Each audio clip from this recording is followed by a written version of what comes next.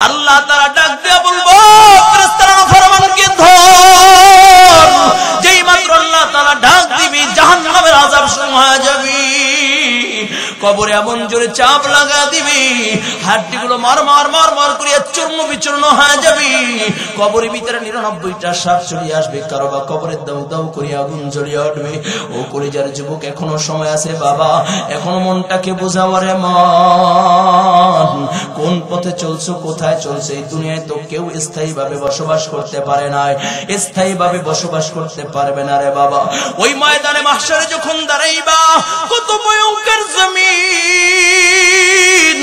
ও যুবক, আম্মা জান আয়েশা সিদ্দিকা রাদিয়াল্লাহু তাআলা আনহা বলেন, ইয়া রাসূলুল্লাহ, ইয়া হাবিবাল্লাহ, ওগো নবীজি, ময়দানে মাহশার সম্পর্কে একটু ধারণা দেন।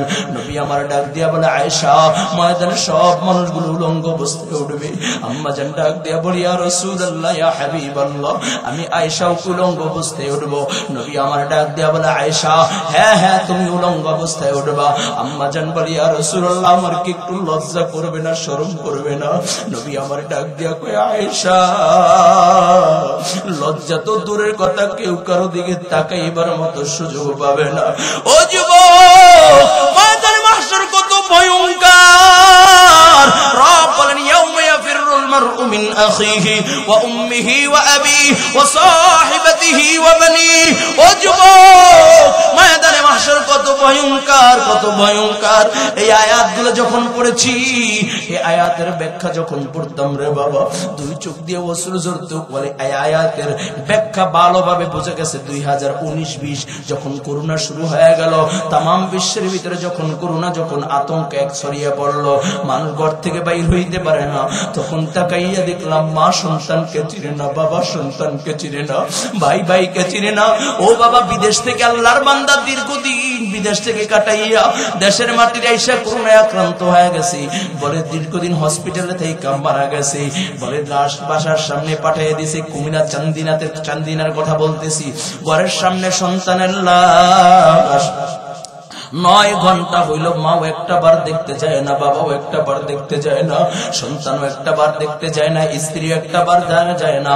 বলে ফোন কইরা আমাদের মতো মোল্লাদেরকে বলে লাশ দাফন দিয়া দাও, দেখার সময় নাই, ভয় হয় যদি করোনায় আক্রান্ত হয়ে যায়।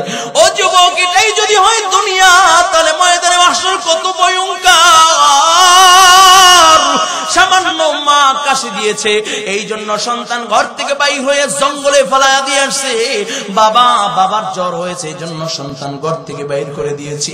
এটাই যদি হয় দুনিয়া, তাহলে ময়দানে মাহশর কত ভয়ঙ্কর।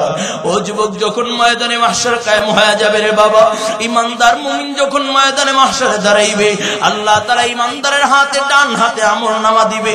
ডান হাতে আমলনামা পাইয়া ডাক দেয়া বলবে, ও ইমানদার ভাই, ও ময়দানে মাহশরের বান্দা, একটু তাকাইয়া দেখো, আল্লাহ তাআলা আমার ডান হাতে আমলনামা দিয়েছি, আমি বড় খুশনসিব, আমি বড় ভাগ্যবান। আর যদি বাবা বাম হাতে আমলনামা যদি নাফরমানকে দিয়া দেয়, কেমনে আল্লাহ তাআলা বাম হাতে আমলনামা দিবে? আল্লাহ তাআলা ডাক দিয়া বলবো, ফেরেশতারা নাফরমানকে ধর। বাম হাতটা দরিয়া বুকের ভিতর দিয়ে ঢুকাইয়া এমন জোরে চাপ লাগাইয়া দিবি, নারী বুড়ি সহকারে পিছন দিয়ে হাতটা বাইর করে। এরপরে আল্লাহ তাআলা নাফরমানের বাম হাতে আমলনামা দিবে। আল্লাহ তাআলা বলবে, নাফরমান, আমার কিতাব দেওয়া কিতাব পড়, আমি যে আমলনামা দিয়েছি আমলনামা পড়ো। বান্দা বলবে, আল্লাহ আমি কেমনে পড়বো, আমার তো পিছনে বাম হাত নিয়ে আমলনামা দেওয়া হয়েছে। আল্লাহ তাআলা ডাক দিয়া বলবে, ফেরেশতারা বান্দার ঘাটটা মোড়াইয়া দাও। যেই মাত্র ঘাটটা মোড়াইয়া দিবি, আল্লাহর বান্দা এখন চিল্লাইবার আওয়াজ দিয়া বলবে, মালি হাদাল কিতাব লা ইউগাদিরু সগীরাতাও ওয়ালা কাবীরাতান ইল্লা আহসা, লা ইউগাদিরু সগীরাতাও ওয়ালা কাবীরাতান ইল্লা আহসা।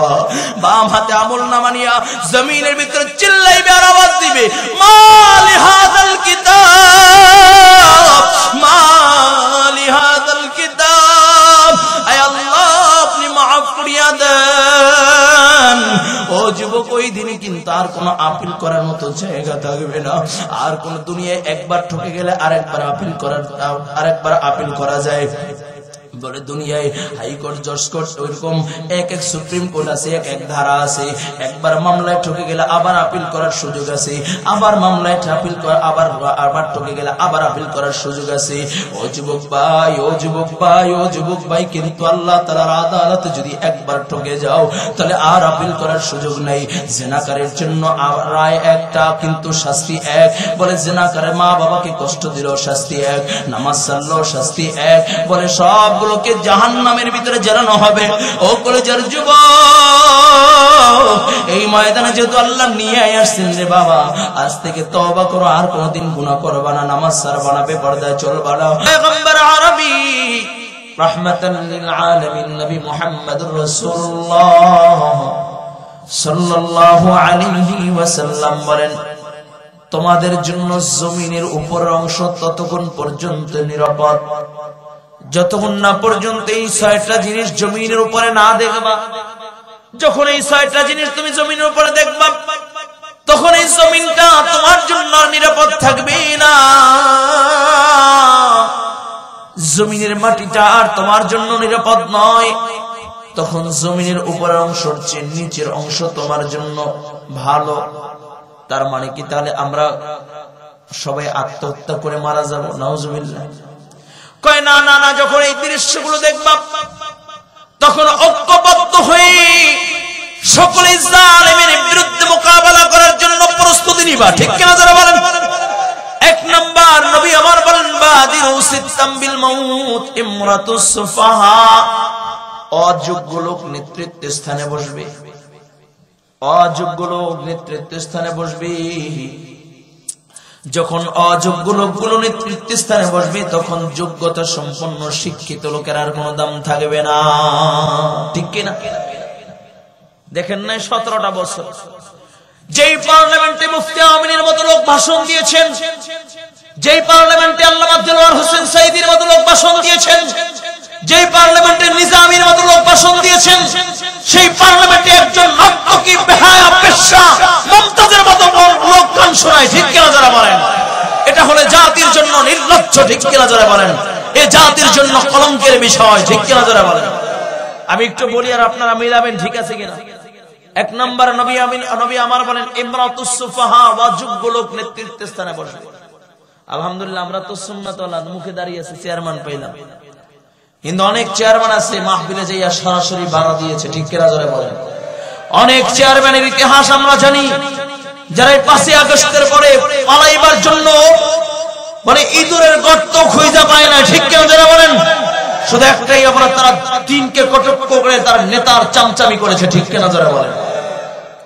আমরা তাকে দেখেছি সমাজের লুচ্চা পাটপার চিটার, তারা হলো সমাজের নেতা। কথা বলতে হবে, আওয়াজ করে বলতে হবে। ঠিক কিনা? সভ্য ভদ্র শিক্ষিত লোকের কোনো দাম নাই। 17টা বছর দেখেছেন, কথা বলে না। আলেমদেরকে হাতে হাত করা লাগাইয়া জেলখানায় বন্দী করে রেখেছে। মনে করছে জেলখানায় বন্দী করলেই, আলেমদেরকে জেলখানায় বন্দী করলেই দামানো যাবে। আল্লাহর কসম করে বলি, আলেমদেরকে জেলখানায় বন্দী করলে কেন শত শত আলেমদেরকে শহীদ করে দিল, তারপর কোরআনের আওয়াজকে বন্ধ করা যাবে না, কোরআনের আওয়াজকে বন্ধ করা যাবে না। ঠিক কিনা? তুমি তো মাত্র 17টা বছর চেষ্টা করেছো। তোমাদের পূর্বপুরুষ ব্রিটিশরা এদেশ 200 বছর শাসন করেছে এবং কোন গাছ ছিল না যে গাছের ভিতরে আলেমদের লাশ ঝুলানো ছিল না। এমন কোন সমুদ্র, এমন কোন নদী ছিল না যে নদীর রক্তগুলো আলেমদের রক্ত দিয়ে রঞ্জিত হয় নাই, আলেমদের রক্ত দিয়ে লাল হয় নাই তাদের পানিগুলো। এরপরও কোরআনের আওয়াজকে বন্ধ করা যায় নাই। আর আল্লাহর কসম করে বলি, কোরআনের আওয়াজকে কিয়ামত পর্যন্ত বন্ধ করা যাবে না। ঠিক কিনা? আওয়াজ করে বলেন ঠিক কিনা? যত ষড়যন্ত্র চক্রান্ত আছে, তাম দুনিয়ার সব ষড়যন্ত্র চক্রান্ত যদি এক পাল্লা হয়ে যায়, আর একজন খালিদ বিন ওয়ালিদের মতো ইমানদার যদি মুখ টান টান করে দাঁড়িয়ে যায়, আল্লাহ তাআলা একজন ইমানদারকে বিজয় দান করবেন। ঠিক কিনা যারা বলেন? আমরা দেখেছি মুমিনদের উপর অত্যাচার অনাচার করেছেন। অনেকে আবার আমাদেরকে কটূক্তি করে বলে, হুজুর আপনারা মোল্লারা কেমনে রাষ্ট্র পরিচালনা করবেন, আপনারা মোল্লারা কেমনে এই দেশকে শাসন করবেন, আপনাদের সাথে তো আমেরিকা নাই, আপনাদের সাথে তো ইউরোপ আমেরিকা চীন রাশিয়া নাই, আপনাদের সাথে তো ইন্ডিয়া নাই, আপনাদের সাথে তো বিশ্বের পরাশক্তিগুলো নাই। আমরাও বলি আমাদের সাথে বিশ্বের পরাশক্তি নাই, কিন্তু আমাদের সাথে একজন আছেন, শাহাদাত আঙ্গুলটা উঁচু করে বলবেন কে? আওয়াজ করে সকলে বলবেন কে? তাম দুনিয়ার সব ষড়যন্ত্র, তাম দুনিয়ার সব পরাশক্তি যদি এক পথে চলে যায়, আর আমার আল্লাহ যদি আমার সাথে থাকে, কাউকে আমার দরকার নাই। ঠিক কিনা যারা বলে?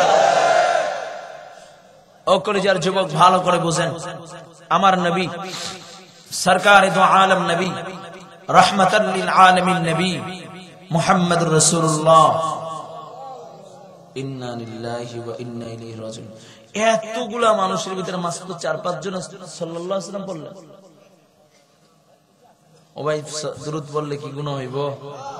হ্যাঁ, একটু পড়েন তো, 10 বার এই জরিমানা দিবেন, 10 বার পড়েন, কর গুইরা গুনা সাল্লাল্লাহু আলাইহি ওয়াসাল্লাম, সাল্লাল্লাহু আলাইহি ওয়াসাল্লাম, সাল্লাল্লাহু আলাইহি ওয়াসাল্লাম, সাল্লাল্লাহু আলাইহি ওয়াসাল্লাম, সাল্লাল্লাহু আলাইহি ওয়াসাল্লাম, সাল্লাল্লাহু আলাইহি ওয়াসাল্লাম। পড়েন পড়েন পড়েন, সাল্লাল্লাহু আলাইহি ওয়াসাল্লাম, সাল্লাল্লাহু আলাইহি ওয়াসাল্লাম, সাল্লাল্লাহু আলাইহি ওয়াসাল্লাম। পড়বেন তো ইনশাআল্লাহ? এই যে পড়লেন গুনাহ হয়েছে, প্রত্যেকবার দরুদ পড়ার কারণে আল্লাহ তাআলা 10টা মাকাম বাড়ায় দিয়েছেন, 10টা রহমত বর্ষণ করেছেন। আল্লাহ তাআলা নবীর সাথে সম্পর্কটা আরো গভীর করেছেন। চিল্লান আল্লাহু আকবার। এজন্য পড়বেন, ঠিক আছে ইনশাআল্লাহ? আজকের মাহফিলে, শুধু আজকে না, যখনই আমার নবীর নাম শুনবেন তখনই দরুদ পড়বেন। পারবেন না ইনশাআল্লাহ? আমার নবী সরকার দো আলম। এই যুবক ভাই, এই যে 2টা যুবক ভাই এক জায়গা থেকে উঠলেন, আমার নবীর মোহাব্বত থাকলে উঠে বাইরে যাবেন না, ভিতরে বসবেন। আর যদি নবীর মোহাব্বত না থাকে, আপনি জান গা, আপনার সাথে কোনো সম্পর্ক নেই, এখন ওদিক চলে যাবে। আমার নবীর মোহাব্বত যদি থাকে, এই কালা সাদা ট্রাউজার, ওখানে বসবো। হ্যাঁ, ওই আরেকজন হাঁটা দিছে, ডাক্তার সাহেব। আচ্ছা আচ্ছা, রোগী আছে, আল্লাহ কবুল করেন। ওই যে সাদা সোয়েটার নাকি, বসেন, কেউ দাঁড়ানো থাকবেন না ইনশাআল্লাহ, বসেন। খারাপ লাগতেছে? হ্যাঁ, দোয়া করে দিই, দোয়া করে দিব, চলবে ইনশাআল্লাহ? যুবকরা বলে তো চলবে, হাতটা জায়গায় বলে তো চলবে ইনশাআল্লাহ? অনেকে হাত জায়গায় না, চলবে? আল্লাহ কবুল করে। এদিকে তাকান, আমার নবী সরকার দো আলম, রাহমাতাল লিল আলামিন নবী মুহাম্মদ রাসূলুল্লাহ সাল্লাল্লাহু আলাইহি ওয়াসাল্লাম। আমার নবী একবার সাহাবায়ে কেরামদেরকে ভাষণ দিলেন, ও আমার সাহাবায়ে কেরাম, দিন থাকবে কি থাকবে না, মুসলমান থাকবে কি থাকবে না, প্রশ্ন উঠেছে। মুসলমানদেরকে নিশ্চিহ্ন করার জন্য, মুসলমানদেরকে দুলিশাত করার জন্য বদর প্রান্তরে কাফেররা হাজির হয়ে গিয়েছে। আমি এই মুহূর্তে কিছু আল্লাহর দ্বীনের জন্য নিজের জীবনকে কুরবান করব। আমার নবী যেই মাত্র ভাষণ দিলেন, আমার নবী যেই মাত্র আহ্বান জানাইলেন, নবীর ডাকে সাড়া দিয়ে 313 জন লাব্বাইক বলে দাঁড়ায় গেলেন। চিল্লায় আল্লাহু আকবার।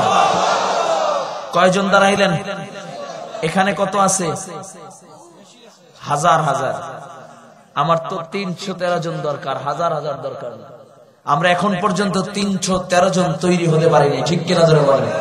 এই জন্য ফারুকের মতো যে চলচ্চিত্র নির্মাতা, শুধু তাই না, লাবাদতকে যিনি প্রমোট করেন, সমকামিতাকে যে প্রমোট করেন, এই ফারুকের মতো এখনো আমাদের বাংলাদেশের উপদেষ্টা মন্ডলীতে থাকার চান্স পায়, ঠিক কিনা যারা বলেন? আল্লাহর কসম করে বলি, 313 জন যদি তৈরি হতে পারতাম, তাহলে এখনো নাস্তিকরা আমাদের সংসদে বসে বক্তব্য দেওয়ার মতো অধিকার রাখে না, ঠিক কিনা যারা বলেন? যুবক ভাইরা আমার, নবী আমার 313 জনকে ডাক দিলেন।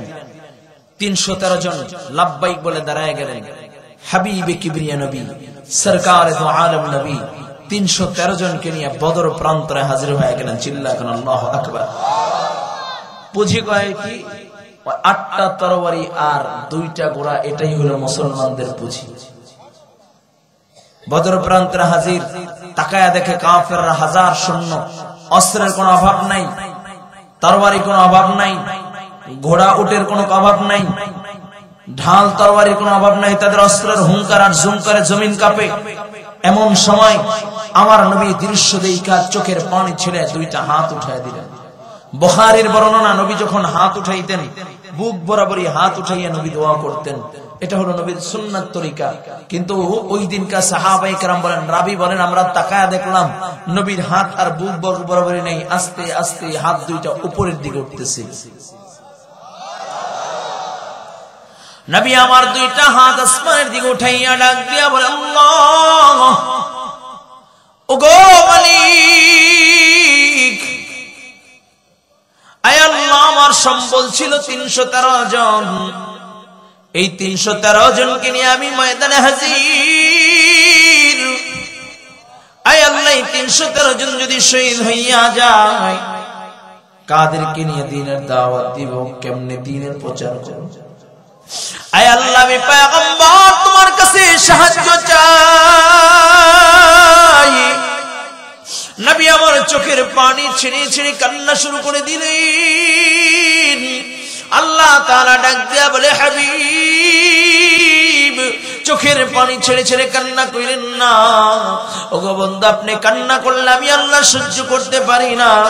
বন্ধু, আপনি সাহায্য চাইলেন, আমি আল্লাহ 1000 ফেরেশতা পাঠাইয়া দিলাম। নবী আমার ডাক দিয়া আল্লাহ, খুশি হইলাম, আর কি সাহায্য নাই? আল্লাহ তাআলা ডাক দিয়া বলে, হাবিব, আপনি সাহায্য চাইবেন আর আমি সাহায্য করব না, তা হবে না। ওগো বন্ধু, আরো 4000 পাঠাইয়া 5000 বানাইয়া দিলাম। জোরে বলা যাবে আল্লাহু আকবার। জাবালে মালাইকা, জাবালে মালাইকা, ওই যে বদর প্রান্তরে পাহাড় এখন অবশিষ্ট আছে, ওই পাহাড়ের উপরে আল্লাহ তাআলা 5000 ফেরেশতা অবতীর্ণ করলেন। 5000 ফেরেশতাদেরকে দিয়া আল্লাহ তাআলা বদর প্রান্তরে আল্লাহর নবীকে সহযোগিতা করলেন। যুদ্ধ যখন শেষ হয়ে যায়, মুসলমানরা বিজয় অর্জন করেন, বিজয় লাভ করেন। এমন সময় আল্লাহ তাআলা ডাক দিয়ে বলে, হাবিব,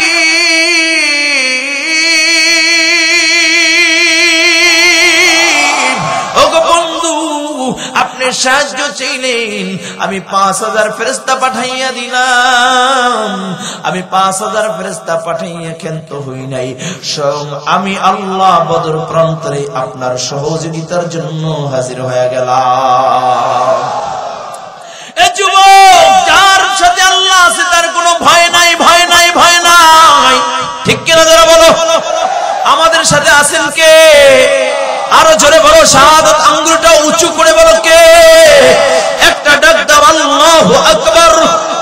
আরো জোরে বলো, আল্লাহু আকবার। আমরা দুনিয়ার কারো চক্ষু রাঙিয়ে ভয় পাই না, দুনিয়ার কারো ক্ষমতাকে ভয় পাই না। আমরা তো আমাদের কলিজার ভিতরে আল্লাহর মুহাব্বত আছে। ঠিক কিনা যারা বলেন? হয়তো হয়তো শহীদ, নয়তো শাহাদাত। ঠিক কিনা যারা বলেন? ফলে শাহাদাত বরণ করবো, নয় কাজী হইয়া ফিরবো। ঠিক কিনা যারা বলেন? এটাই হলো আমাদের তামান্না। আমার নবী সারা জীবন দোয়া করেছেন, আল্লাহ আপনি আমাকে শহীদ মৃত্যু দেন, শহীদ মৃত্যু দেন, শহীদ মৃত্যু দেন। শুধু তাই না, নবী আমার ডাক দিয়ে বলেন, আমার মন চায় একবার আমি জীবিত হব, শাহাদাত বরণ করব, আবার আমি জীবিত হব, আবার শহীদ হয়ে যাব, আবার জীবিত হব, আবার শহীদ হব। এইভাবে আমাকে জীবিত করা হবে, আবার শহীদ করা হবে, আবার জীবিত করা হবে, আবার শহীদ করা হবে। এটাই হলো আমার তামান্না। ও যুবক, ইমানদার মুমিন যখন জীবন দেয়, আল্লাহর রাহে জীবন দেয়, কোনো ভয় নাই, ভয় নাই বলে আল্লাহর রাহে যদি কেউ জীবন দেয়, শাহাদাত বরণ করে, তাহলে মৃত্যুর মাধ্যমে এপারে হইল দুনিয়া, ওপারে হইল আল্লাহর জান্নাত। সুবহানাল্লাহ। ভয় আছে নেই? জোরে বলেন। এই জন্য নবী আমার বলেন, বাদিরু সিত্তাম বিল মাউত ইমরাতুস সুফাহা। এক নম্বর অযোগ্য লোক নেতৃত্ব স্থানে বসবে, নেতা হবে অযোগ্যরা নেতা হবে। তাকাইয়ে দেখলাম মদখোর, জুয়াখোর, লুচ্চা বাটপাররা সংসদ সদস্য হয়েছে, আর নিরপরাধ মাহবুবুর রহমানের মতন শিক্ষিত লোকগুলো জেলখানায় বন্দী ছিল। ঠিক কিনা? নাকি বল বললাম? ওয়া কাসরাতুশ শুরাত, 2 নাম্বার নবী আমার বলেন প্রশাসন বেশি হবে, পুলিশ বেশি হবে, অপরাধও বেড়ে যাবে। যাদেরকে অপরাধ দমন করার জন্য তৈরি করা হবে তাদের ছত্র ছায়ায় অপরাধী আরো বেশি হবে। ঠিক কিনা? তাকায় দেখলাম ডিবি পরিচয় দিয়া রাতের বেলা কোনো নোটিশ ছাড়াই গুম খুম কইরা ক্রসফায়ার দিয়া আমার দেশের মাথা মাথা মাথা মাথা নেতাদেরকে ধ্বংস করে দিয়েছে। ঠিক কিনা? নাকি বল বললাম? ওয়া কাসরাতুশ শুরাত ওয়া বাই'আল হুকমি, বলে বিচার কাচাকিনের আমল চলে আসবে। টাকার মাধ্যমে বিচার বেচাকেনা হবে, ক্ষমতার কারণে বিচার বেচাকেনার আমল হবে। আমার দল করলে স্বাক্ষর মাপ, আর যদি অন্য দল হয় তাহলে তাকে জেলখানায় পচতে হবে। ঠিক কিনা? অযুবক তোমরা তাকাইয়া দেখো নাই, যেই বিচারক নিরপরাধ ভাবে নিরহ মানুষদেরকে জেলখানায় শুধু অপরাধী বানাইয়া বানাইয়া জেলখানায় পচাইছি, ওর শেষ পরিণতিটা এমন হয়েছে, বলে ঘুমাইবার জন্য কলা পাতার বিছনাটাও পর্যন্ত পায় না। ঠিক কিনা যারা বলেন? যুবক, নবীর কথার সাথে মিল আসেনি? আসেনি? এই সময়টা, এই 17টা বছর বাংলাদেশের মানুষ যে কিভাবে কাটাইছে এটা একমাত্র আল্লাহই ভালো জানে। কি বলেন চেয়ারম্যান সাহেব? কি বলেন? হ্যাঁ, ওয়াবাইআল হুকমি ওয়াল ইস্তিগফাফাম বিদ্দামি, মানুষের রক্তের দাম থাকবে না, মুসলমানদের রক্তের দাম থাকবে না। তাকায় দেখি এখনো সেই সময় সারা বিশ্বের মুসলমানদের রক্তের কোনো দাম নাই। কুকুর মারা গেলে বিচার হয়, পাখি মারা গেলে বিচার হয়, কিন্তু মুসলমান মারা গেলে বিচার নাই। ঠিক কিনা যারা বলেন? এ যুবক, তোমরা যখন 31শে ডিসেম্বর রাত্রে 12টার পরে তোমরা যেমনি ভাবে ইহুদি নাসারাদের কালচার গুলো গ্রহণ করতে গিয়া উন্মাদ হয়ে গেছিলা, পাগল হয়ে গেছিলা, 31st নাইট পালন করার জন্য যেমনি ভাবে উন্মাদ হয়ে গেছিলা, ওই সময়টা ফিলিস্তিনের জমিনের দিকে তাকাইয়া দেখো, কত অসংখ্য অগণিত 1 নয় 2 নয় 700 ফিলিস্তিনি সৈন্য আমার ভাইদেরকে নিরপরাধ ভাবে ওই জালেম সম্প্রদায় ইসরায়েলি সৈন্যরা হত্যা করেছে। ঠিক কিনা?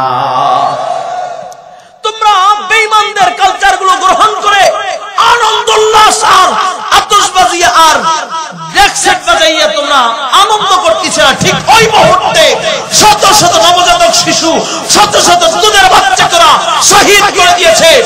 রক্তের বিরুদ্ধে কোনো কথা হয় নাই, ওদের রক্তের বদলাও নেওয়া হয় নাই। ঠিক কেন যারা বলেন? আমরা তাকাইয়া দেখে আজ পর্যন্ত মুসলমানদের রক্তের কোনো বদলা নেওয়া হয় না। আল্লাহর কসম করে বলি, এইভাবেই যদি চলতে থাকে আর মুসলমান তুমি যদি ইহুদি নাসারাদের কালচার গ্রহণ করতে থাকো, একদিন তোমার রক্ত নিয়ে হলিকা খেলা হবে। ঠিক কিনা যারা বলেন? একদিন তোমার রক্ত দিয়ে জমিনটা রঞ্জিত করা হবে, জবাব নেওয়ার মতো কেউ থাকবে না। ঠিক কিনা যারা বলেন? তাকাইয়া দেখলাম সিরিয়ার ভিতরে অতর্কিতভাবে কত যুবক প্রাণ দিয়েছে। আফগানিস্তানে পরাশক্তি আমেরিকা বারবার অতর্কিতভাবে হামলা করে আফগানিস্তানটাকে তছনছ করে দিয়েছে, চূর্ণ বিচূর্ণ করে দিয়েছে। মুমিন কখনো ভয় পায় না, আল্লাহর উপরে যখন ভরসা নিয়ে আগায়। 20টা বছর বুক পাতিয়া ওই পরাশক্তি আমেরিকার বিরুদ্ধে লড়াই করে গিয়েছে। আল্লাহ পাক রব্বুল আলামিন বিজয়টা আফগানিস্তানকেই দিয়েছেন। ঠিক কিনা যারা বলেন? আল্লাহ আমাদেরকে বোঝার আমল করার তৌফিক দান করুন। তাহলে কি মানুষের রক্তের দাম থাকবে না? ঠিক কিনা যারা বলেন? আমার কথা না, নবীর কথা। তাকাইয়া দেখেন ফিলিস্তিন, আপনারা তো অনেকে জানেনই না। এই যে এটা দেখলেন ফেসবুকে, ইন্টারনেট, পত্র পত্রিকায়, মিডিয়ায় প্রচুর খবর এসছে ঢাকা শহরে এত কোটি টাকার আতশবাজি হয়েছে, এত কোটি টাকার ফানুস উড়ানো হয়েছে। চকলেট বোম ফুটানো হয়েছে, কিন্তু ফিলিস্তিনের জমিনে যে 700 মানুষ মারা গিয়েছে সেই সংবাদটা কোন পত্রিকায় কভার করে নাই। ঠিক কিনা জোরে বলেন? ওয়াল ইস্তিগফাফাম বিদ্দাম وقد يدرح من شاء يتخذون القرآن مزاميرا নবী আমার বলেন কোরআনের দাম থাকবে না, কোরআনওয়ালার দাম থাকবে না, নাস্তিকের দাম থাকবে কিন্তু কোরআনওয়ালার দাম থাকবে না। তাকাইয়া দেখলাম 5ই আগস্ট বলে জিন্দা শাহজালাল সৈয়দ ফয়জুল করিম শাইখের চরমনাই বুকটা চাটিয়া বলে ছাত্র জনতাকে নিয়ে বলে গণভবনের দিকে যখন 6 তারিখ নয় 5 তারিখ কয় পরশু নয় আগামীকালকে গণভবনের উদ্দেশ্যে ছাত্র জনতাকে নিয়ে গণভবনের দিকে গমন করেছে, ওই জিন্দা শাহজালাল নাম মাইনাস করে ফারুকের মতো নাস্তিক বাংলাদেশের পার্লামেন্টে বসে। ঠিক কিনা? এটা আমাদের জন্য, যে জাতির জন্য কলঙ্ক। ঠিক কিনা যারা বলেন? আমরা তাকাইয়া দেখলাম ইলমের দাম নাই, আলেমের দাম নাই, নাস্তিকের দাম আছে। এখনো যদি এভাবেই চলতে থাকে সেদিন বেশি দূর নয়, আবারও ওই 17টা বছর যে কাটাইলাম সেম আবারও 17টা বছর আমাদের দুঃখে দুঃখে মরতে হবে। ঠিক কিনা যারা বলেন? এই জন্য ঐক্যবদ্ধ হতে হবে। আগামীতে আর কোন স্বৈরাচার জালেমের পক্ষে মুমিনদের বর্ষপট, মুমিনদের সমর্থন করতে পারে না। ঠিক কিনা যারা বলেন? এই কলিজার টুকরা যুবক, আজকে যারা আয়োজন করেছো রাগ করতেছেন নাকি? ইনশাআল্লাহ আগামীর বাংলা হবে ইসলামের বাংলা। ঠিক আছে ইনশাআল্লাহ। আমাদের মাওলানা মিজানুর রহমান আজারি হাফিজাহুল্লাহ দেশে আসার পরে এক বক্তব্য দিয়েছেন। এই বক্তব্য শোনার পরে কিছু মানুষের মাথা নষ্ট হয়ে গেছে। কথা বলে না? মাথা নষ্ট হয়ে গেছে, ঘুম হারাম হয়ে গেছে। আগে একদল খাইছে আর একদল এখন খাওয়ার জন্য প্রস্তুতি গ্রহণ করছে, তারা লাফালাফি শুরু করেছে। এই এক বক্তব্যে গোটা বাংলাদেশের ভিতরে নড়াচড়া সারা পড়ে গেছে। ঠিক কিনা যারা বলেন? ও ভাই, তুমি যদি নাই খাও তাহলে তোমার গায়ে লাগবে কেন? কথা বলে না? আল্লাহ বোঝার তৌফিক দান করুন, আমিন। এই জন্য যুবক ভাইরা, আমার নবী আমার বলেন ইলমের দাম থাকবে না, আলেমের দাম থাকবে না। তাকাইয়া দেখলাম এখন পর্যন্ত সেই যুগ চলতেছে, এখন আলেমের দাম নাই, ইলমের দাম নাই। ও যুবক ভাই আমার, এই সময় আমাদের করণীয় কি? ঐক্যবদ্ধ হয়ে এই জমিনে আল্লাহর দ্বীনকে কায়েম করা। এই জমিন থেকে স্বৈরাচার যেমনি ভাবে তাড়াইছি, আবার ঐক্যবদ্ধ হয়ে এই জমিনে আল্লাহর কোরআনের আইনকে বাস্তবায়ন করা। ঠিক কিনা? আর আল্লাহ তাআলা সেই কথাই বলে, ইন্নাল্লাহ ইয়া'মুরু বিল আদল। আল্লাহ তাআলা কয়েক নাম্বার ন্যায়পরায়ণ হইয়া যাও, ইনসাফগার হইয়া যাও। ও যুবক ভাই, আমরা ইনসাফগার, আল্লাহ তাআলা বলে ইনসাফগার হয়ে যাও। যদি ইনসাফগার হও তাহলে কি লাভ? পয়গম্বর আরবি বলেন, হাদিসের ভিতরে নবী আমার বলেন, মুসলিম শরীফের হাদিস, কয় যদি ইনসাফগার বাদশা হইতে পারো, ন্যায়পরায়ণ হইতে পারো, তাহলে নবী আমার বলেন কাল কিয়ামতের ময়দানে আল্লাহ তাআলা 7 শ্রেণীর মানুষদেরকে আরশে আজিমের নিচে ছায়া দান করবেন। এর ভিতরে 1 নাম্বার আল ইমামুল আদিল, কয় ন্যায়পরায়ণ বাদশা যারা হবে তাদেরকে আল্লাহ তাআলা আরশে আজিমের নিচে ছায়া দান করবেন। সুবহানাল্লাহ। এখন ইনসাফ কেমনে করবা? ইনসাফ প্রতিষ্ঠা কেমনে করবা? আমার নবী সরকারে দো আলম নবী রাহমাতাল লিল আলামিন নবী মুহাম্মদুর রাসূলুল্লাহ সাল্লাল্লাহু আলাইহি ওয়াসাল্লাম, আমার নবী মসজিদে নববীর ভিতরে বসা। এমন সময় আমার নবীর কাছে একটা চুরির বিচার আসলো। ইয়া রাসূলুল্লাহ, ইয়া হাবিবাল্লাহ, এক মহিলা চুরি করছে, আপনি বিচার করে দেন। নবী আমার সাথে সাথে কোরআনুল কারীম খুইলা ফেলেছেন। নবী আমার বলেন, আস-সারিকু ওয়াস-সারিকাতু ফাকতাউ আইদিয়াহুমা। চোর নারী হোক বা পুরুষ হোক, তার বিচার করে তার হাত কাইটা দাও। নারী হোক বা পুরুষ হোক, তার হাত কেটে বিচার করে দাও। নবী আমার ফয়সালা শুনাইয়া দিলেন, রায় শুনাইয়া দিলেন। সাহাবায়ে কেরাম চিন্তা করলেন, পরামর্শ বসলেন, যেই মহিলা চুরি করছে সে তো একজন কুরাইশ বংশের মহিলা, আমার নবীর বংশের মহিলা, তার হাত কাটা যদি হয় তাহলে নবীর বংশকে অপমান করা হয়। সাহাবায়ে কেরাম মশওয়ারায় বসে গেলেন। হযরত আবু বকর, হযরত ওমর, ওসমান, আলী সমস্ত সাহাবায়ে কেরাম পরামর্শ করতেছেন। ডাক দিয়া বলে আবু বকর এই বিচারটা একটু শিথিল করা হোক। কয় কিভাবে? কয় হাতের জায়গায় আঙ্গুলকে এটা বিচার শিথিল করা হোক। কয় এই সংবাদটা নবীর কাছে পৌঁছানো হোক। কে এই সংবাদ নিয়ে যাবে? আবু বকরকে ডাক দিয়া কয় আবু বকর তোমার সাথে নবীর সাথে সম্পর্ক ভালো, যাও যাও এই সংবাদটা নবীর কাছে পৌঁছে দাও। আবু বকর বলে সম্পর্ক ভালো হইতে পারে কিন্তু এই সংবাদ পৌঁছাইতে পারি না। ওমরকে ডাক দেয়া কয় আমার তোমার সাথে নবীর সাথে বড় সম্পর্ক, তুমি কথা বললে আল্লাহর নবী ফলায় না। শুধু তাই না, তুমি কথা বললে তো আল্লাহ তাআলাও সেই কথাকে কোরআনের আয়াত বানায় পাঠায়।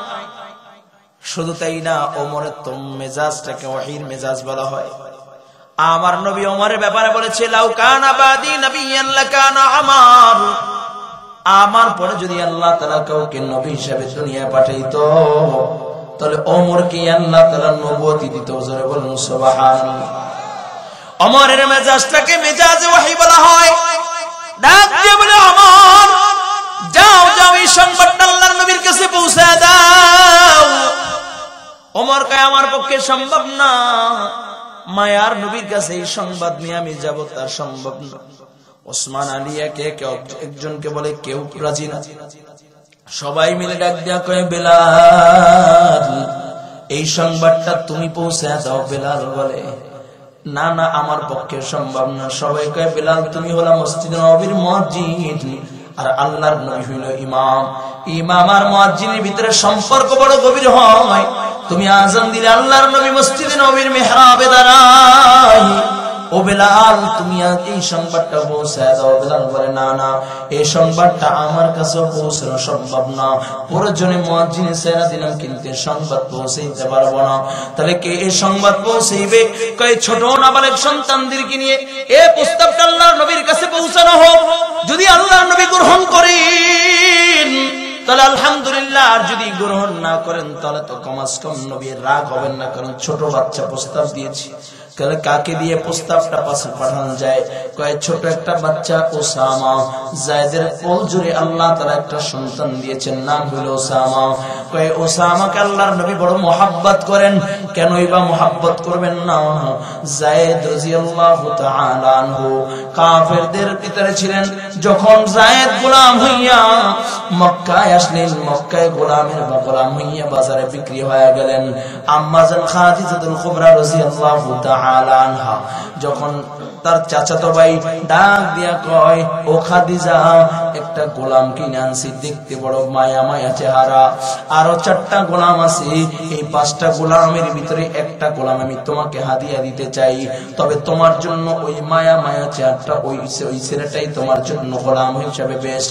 আম্মা জান তাইকা 4টা গোলামের দিকে তাকাইয়া দেখে যায়েদের চেহারাটার ভিতরে মায়া ভরা, মাথাটা নিচের দিকে দেওয়া, ডাক দিয়া বলে ভাই এই গোলামটাই আমার পছন্দ হয়, কে যাও তোমাকে হাদিয়া দিয়ে দিলাম। আম্মা জান গোলাম যায়েদকে নিয়ে আল্লাহর নবীর সামনে হাজির হয়ে যায়। ডাক দিয়া বলে ইয়া রাসূলুল্লাহ ইয়া হাবিবাল্লাহ,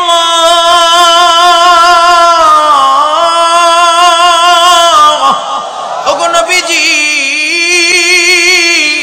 আমার ভাই আমাকে এই গোলামটা হাদিয়া দিয়েছে।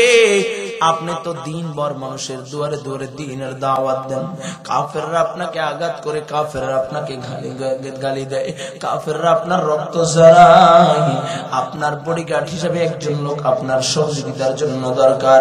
ইয়া রাসূলুল্লাহ ইয়া হাবিবাল্লাহ, ওগো নবীজি এই গোলামটা আমার ভাই আমাকে হাদিয়া দিয়েছে, আমি খাদিজা এই গোলামটা আপনাকে হাদিয়া দিয়ে দিলাম। নবী আমার ডাক দিয়ে বলে এই গোলাম তোমার নাম কি? বলে যায়েদ। আল্লাহর নবী ডাক দিয়ে কয় যায়েদ যাও যাও তোমাকে আমি আজাদ করে দিলাম। এত আস্তে কেন? জোরে করুন। যায়েদ আমার নবীর চেহারার দিকে তাকায়, চেহারার দিকে তাকায় চোখের পানি ছেড়ে দেয়। এই কেমন মহামানব যে গোলাম আজাদ করে দেয়, বিনিময় চায় না, বিনিময় চায় না, গোলাম আজাদ করে দেয়। কেমন মহামানব! যায়েদ আজাদ করে দিয়েছে কিন্তু আল্লাহর নবীর দরবার ছাড়ে না। যায়েদের গার্জিয়ান উট বকরি সম্পদ নিয়ে আল্লাহর নবীর সামনে হাজির। ডাক দিয়া বলে, ও আব্দুল্লাহর বেটা মুহাম্মদ, আমার যায়েদকে আমাকে দিয়া দাও, যত সম্পদ লাগে না উট বকরি নিয়ে আসছি রাইখা আমার যায়েদকে দিয়া দাও। আল্লাহর নবী কয়, বহু আগে যায়েদকে আজাদ করে দিয়েছি, নিয়ে যাও, কোনো বাধা নাই। যায়েদের হাতটা ধইরা টানে, কয়, যায়েদ চল, সবাই তোমার জন্য অপেক্ষা করতেছে, চলো চলো।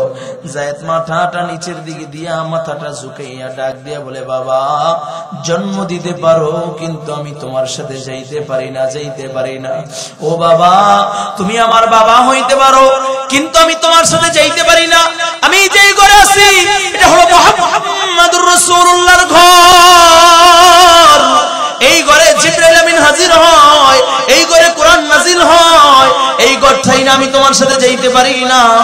আমি আল্লাহর নবীর দরবারে থাইকা যাব। যাও যাও বাবা, আমি তোমার সাথে যাব না। আল্লাহর নবী খুশি হইয়া যায়েদের হাতটা ধইরা বাইতুল্লাহর সামনে নিয়ে যায়। ডাক দিয়া বলো, মক্কাবাসী, আজ থেকে আর যায়েদকে গোলাম বইলা গালি দিবা না, আজ থেকে যায়েদকে গোলাম বইলা গালি দিবা না। আমি মুহাম্মাদুর রাসূলুল্লাহ সাল্লাল্লাহু আলাইহি ওয়াসাল্লাম ঘোষণা করলাম, আজ থেকে যায়েদ হইল আমার সন্তান, আমি হইলাম যায়েদের পিতা মুহাম্মদ। যায়েদকে গালি দিবা না, গোলাম বলে ডাক দিবা না। ও যুবক, ওই যায়েদকে আল্লাহর নবী বড় ভালোবাসতেন। যায়েদ আমার নবীর বিপদের দিনের সাথী। শুধু তাই না, আমার নবী যখন তায়েফের ময়দানে রক্ত জরাব দেহ নিয়া বারবার জমিনে লুটাইয়া যায়, তখন যায়েদ আমার নবীকে সঙ্গ দেয়। ও যুবক, যায়েদকে আমার নবী বড় ভালোবাসেন, বড় মুহাব্বত করেন। যায়েদকেও আল্লাহর নবী ভালোবাসেন, যায়েদ নবীকে ভালোবাসেন। ওই যায়েদের ঘরে আল্লাহ তার একটা সন্তান দিয়েছেন, নাম হইল ওসামা। ওই ওসামাকেও আল্লাহর নবী বড় ভালোবাসেন। সাহাবায়ে কেরাম ডাক দেয়া কয়, ওসামা যাও যাও, এই সংবাদটা নিয়ে আল্লাহর নবীর কাছে চইলা যাওয়া। যে আল্লাহর নবীকে ডাক দেয়া বলবা, সাহাবায়ে কেরাম মাশওয়ারা করেছেন, যেই মহিলার চুরির রায় শোনা দিয়েছেন, বিচারের রায় হয়ে গেছে, ওই মহিলার বিচারটা একটু শিথিল করার জন্য সাহাবায়ে কেরাম অনুরোধ করেছে। কারণ সে হলো আপনার বংশের, কুরাইশ বংশের। এই জন্য হাতের জায়গায় একটা আঙ্গুল কেটে বিচার শিথিল করা হোক। ওসামা আল্লাহর নবীর সামনে হাজির। নবীর চতুর্পাশ দিয়ে ঘুরে আর বলে, হিব্বুকা ইয়া রাসূলুল্লাহ, উহিব্বুকা ইয়া রাসূলুল্লাহ। ওগো আল্লাহর নবী, আমি আপনাকে মহব্বত করি, আমি আপনাকে ভালোবাসি।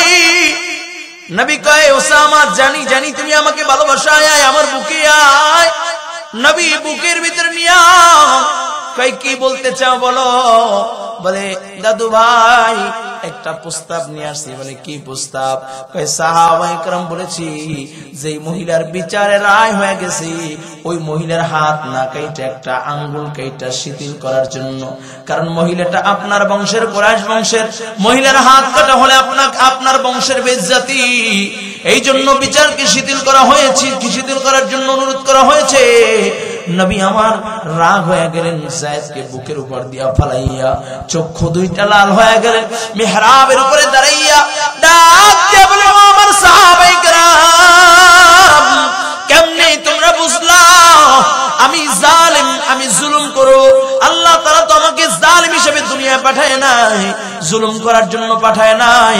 ও সাহাবায়ে কেরাম, এইখানে যদি আমার কলিজার টুকরা নয়নের মণি ফাতেমা হইতো, আর ফাতেমা যদি চুরি করতো, আমি ওর হাত কেটে বিচার করতাম। কারণ আল্লাহ তাআলা ইনসাফ পছন্দ করেন, জুলুমকে পছন্দ করেন না। যদি কোনো ব্যক্তি জুলুম করে ফেলে বাবা, তার ধ্বংস অনিবার্য, ঠিক কিনা? এই জন্য আল্লাহ তাআলা এই জন্যই বলেছে, ইন্নাল্লাহা ইয়া'মুরু বিল আদল। আল্লাহ তাআলা বলে, ইনসাফকার হইয়া যাও, ন্যায়পরায়ণ হইয়া যাও। 2 নাম্বার, ওয়াল ইহসান, সৎ আচরণ করো। এক মুসলমান অপর মুসলমানের সাথে ভালো ব্যবহার করো। সৎ আচরণ ইয়ানি ভালো ব্যবহার। এক মুসলমান অপর মুসলমানের সাথে ভালো ব্যবহার করবা। তিরমিজি শরীফের হাদিস, আল্লাহর নবী সরকারে দো আলম নবী বলেন, এক মুসলমান অপর মুসলমানের সাথে যদি ভালো ব্যবহার করি, আল্লাহ তাআলা তার আমলনামায় সারা রাত দাঁড়ায় দাঁড়ায় নফল ইবাদত করলে যে সওয়াব হয় সম পরিমাণে সওয়াব আল্লাহ তাআলা তার আমলনামায় দিয়া দেয়। এক মুসলমান অপর মুসলমানের সাথে ভালো ব্যবহার। এখন ভালো ব্যবহারটা কি? আমরা তো ভালো ব্যবহার তো দূরের কথা, এক ভাই আরেক ভাইকে দেখলে রাস্তার এই মাথা থেকে অনেক দিন আরেক দিন দুই দিন দুই দিকে যায়, ঠিক কিনা? কথা বলে না, ঠিক কিনা? আপন ভাই, এক মায়ের পেটের আপন ভাই, এক ভাই অপর ভাইকে দেখলে মুখ ফেরায় নেই, ঠিক কিনা? জোরে বলেন। শুধু তাই না, এমনও পরিস্থিতি হয় এক ভাই আরেক ভাইয়ের জানের দুশমন হয়ে যায়, ঠিক কিনা? জোরে বলেন। আর নবী আমার বলেন, এক ভাই অপর ভাইকে যদি ভালো ব্যবহার করে, এক মুসলমান অপর মুসলমানের সাথে ভালো ব্যবহার করে, সারা রাত দাঁড়ায় দাঁড়ায় নফল ইবাদত করলে যে সওয়াব হয় সম পরিমাণে সওয়াব আল্লাহ তাআলা তার আমলনামায় লেখা দেয়। সুবহানাল্লাহ। ভালো ব্যবহারটা কি? কেমনে ভালো ব্যবহার করবা? তিরমিজি শরীফের ভিতরে হাসিয়ার ভিতরে সেটা উল্লেখ করে দিয়েছে। এক ভাই অপর ভাইয়ের সাথে যখন দেখা হবে বলবে আসসালামু আলাইকুম ওয়া রাহমাতুল্লাহ, ভাই আপনি কেমন আছেন? এই ভালো ব্যবহারটা যদি এক মুসলমান অপর মুসলমানের সাথে করে, আল্লাহ তাআলা সারা রাত দাঁড়ায় দাঁড়ায় নফল ইবাদত করলে যে সওয়াব হইতো সম পরিমাণে সওয়াব আল্লাহ তাআলা তার আমলনামায় লেখা দেয়। এখন আমরা তো সালাম দিতে চাই না, মনে করছি আমি খতিব সাহেব, আমি বক্তা সাহেব, আমি কেন সালাম দিব? কথা বলেন, হুজুর ভুল বললাম না তো? আমরা মনে করি আমি হইলাম নেতা, আমি কেন সালাম দিব? আমি ঘরের কর্তা, আমি কেন সালাম দিব? চেয়ারম্যান সাহেব রাগ করেন না, আমি চেয়ারম্যান, আমি কেন জনগণকে সালাম দিব? না না না। আম্মা জান আয়েশা সিদ্দিকা রাদিয়াল্লাহু তাআলা আনহা বলেন, আমি রাসূলকে আগে সালাম দেওয়ার জন্য ঘরের আড়ালে লুকায়া থাকতাম, কখন নবী আমার আসবেন আর আমি নবীকে সালাম দিব। কিন্তু আমি আয়েশা একদিন আমার নবীকে আগে সালাম দিতে পারি নাই, সব সময় নবী আমাকে আগে সালাম দিছে, আগে সালাম দিছে। জোরে বলো সুবহানাল্লাহ। শুধু তাই না, একদিন এক ছোট বাচ্চা বহু দূর থেকে আমার নবীর কাছে আসছে, নবীর কাছে আসছে, মুখটা বড় মলিন। আমার নবী বাচ্চাটাকে দইরা সালাম দিয়ে বলে আসসালামু আলাইকুম ওয়া রাহমাতুল্লাহ, তুমি কেমন আছো? নবী ডাক দেয়া কয়, বাবা তোমার যে একটা পাখি ছিল ওই পাখিটা কেমন আছে? ছোট বাচ্চাটা চোখের পানি ছেড়ে ছেড়ে কান্না শুরু করে দিলেন, ইয়া রাসূলুল্লাহ, ইয়া হাবিবাল্লাহ, আপনি আমার কথা স্মরণ করেছেন, আমার একটা পাখি ছিল, সেই পাখির কথা আপনার স্মরণ আছে? এটা হলো আমার নবীর আদর্শ, নবীর আদর্শ। অযুবক ভাই, এই জন্য হাদিসে নবী আমার বলেন, যে ব্যক্তি আগে সালাম দেয় তার থেকে আল্লাহ অহংকারী বাপকে দূর করে দেয়। সুবহানাল্লাহ। এই জন্য আজ থেকে আর কেউ সালাম দিব না, সবাই দিবেন, ছোট হোক বড় হোক, নেতা হোক গরিব হোক, এমন কি কুলি হোক মেতর হোক, তারপর আমি আগে সালাম দেওয়ার চেষ্টা করব। কে কে পারবেন? আল্লাহু আকবার। আর জোরে বলেন আল্লাহু আকবার। পারবেন তো ইনশাআল্লাহ? শেষ করে না, দোয়া করে ইনশাআল্লাহ আজ থেকে এক মুসলমান অপর মুসলমানের সাথে ভালো ব্যবহার করো। ও কলেজের যুবক, নবী আমার বলেন, আল মুসলিম আখুল মুসলিম, মুসলমান মুসলমানের ভাই। কিন্তু আমরা এখন হিন্দু মুসলিম ভাই ভাই পাতাই, কথা কয় না, কয় হিন্দু মুসলিম ভাই ভাই। আল্লাহর কসম, একবার আল্লাহর কসম, দুইবার কোন বিধর্মী মুসলমানের ভাই হতে পারে না, ঠিক কিনা? কোন বেঈমান মুসলমানদের ভাই হতে পারে না। মুসলমান মুসলমানের ভাই, কোন বেঈমানের গোষ্ঠী মুসলমানের ভাই হতে পারে না, ঠিক কিনা? যারা বলে, ও কলিজার যুবক, একটু দিলের কানটা লাগায়া দাও। মুসলমান মুসলমানের সাথে যদি ভালো ব্যবহার কেমনি করবা, আমাদের পূর্বপুরুষদের কাছ থেকে সবক নাও।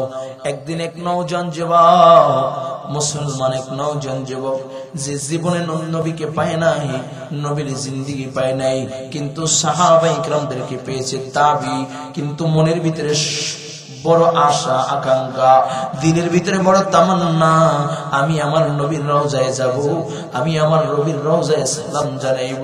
এখানে অনেক আল্লাহর বান্দা আছে যাদের জীবনের স্বপ্ন একটাই, একদিন হলেও নবীর রওজায় যে সালাম দিব। কি বলেন? কার কার এই স্বপ্ন আছে? আল্লাহু আকবার। সবাই সবাই আল্লাহ কবুল করেন, বলেন আমিন। আরো জোরে বলেন আমিন। সবাই আছে ইনশাআল্লাহ। যদি এই স্বপ্ন থাকে তাহলে একটা আমল শিখায় দিয়ে দেব ইনশাআল্লাহ। শেষে যারা এই আমলটা করলে ইনশাআল্লাহ নবীর রওজায় যাইতে পারবেন ইনশাআল্লাহ। টাকা লাগবে না, নবীর রওজায় যাইতে টাকা লাগে না, টাকা লাগে না, এমনি আল্লাহ নিয়ে যাবেন। সুবহানাল্লাহ, আরো জোরে কোন সুবহানাল্লাহ। এই যদি একটা ভিডিও দেখলাম, পাগল নেত্রকোনার এক পাগল রাস্তায় রাস্তায় ভিক্ষা করে খাইতো, কি জানি আনোয়ার মামু নামে পরিচিত। ওই দিন তো উমরা করে আসছে। চিন্তা করলাম ওর তো উমরা করার কোনো সামর্থ্য ছিল না, কোনো যোগ্যতাও ছিল না, কিন্তু আল্লাহ তাআলা যে কোনো মাধ্যমে হইলেও আল্লাহ তাআলা তাকে তার নবীর রওজায় নিয়ে গেছেন। সুবহানাল্লাহ, সুবহানাল্লাহ কইতে এত সোলা। আপনার আমার দিলে তামান্না থাকলেও আল্লাহ কবুল করবেন, ঠিক না ইনশাআল্লাহ।